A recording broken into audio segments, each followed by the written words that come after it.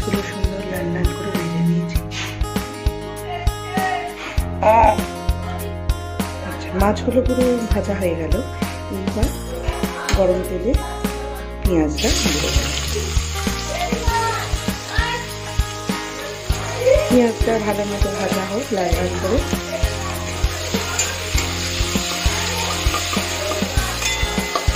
এইদিকে আমি মশলা করে রেখেছি রসুন, কাঁচা লঙ্কা, আদা বাটা একসাথে পেস্ট করে রেখেছি।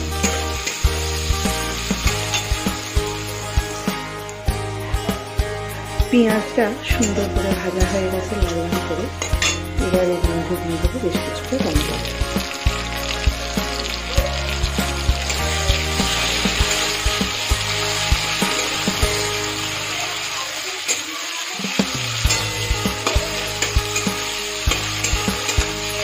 এবার এর মধ্যে দিয়ে দেবো ওই বাটা মশলা।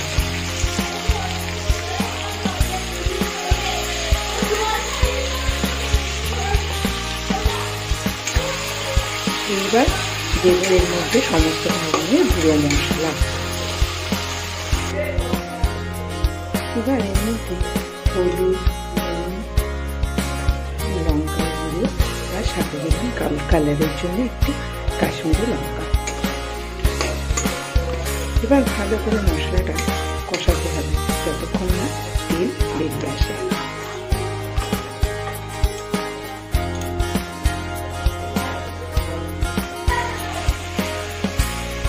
আস্তে আস্তে কষাতে কষাতে সুন্দর তেল বেরিয়ে এসেছে। আরেকটু মশলাটা কষতে হবে, তারপর জল দেবো অল্প করে। এইসব মাছ একটু মাখা মাখা খেতে বেশি ভালো লাগে। এইবার এর মধ্যে দিয়ে দেবো জল।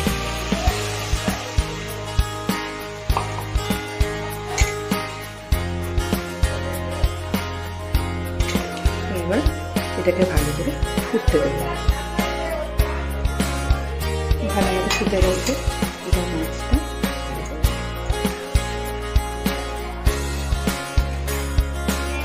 সব দিয়ে দিলাম। একটু ফুটবে, তারপর দেবো ধনে পাতা।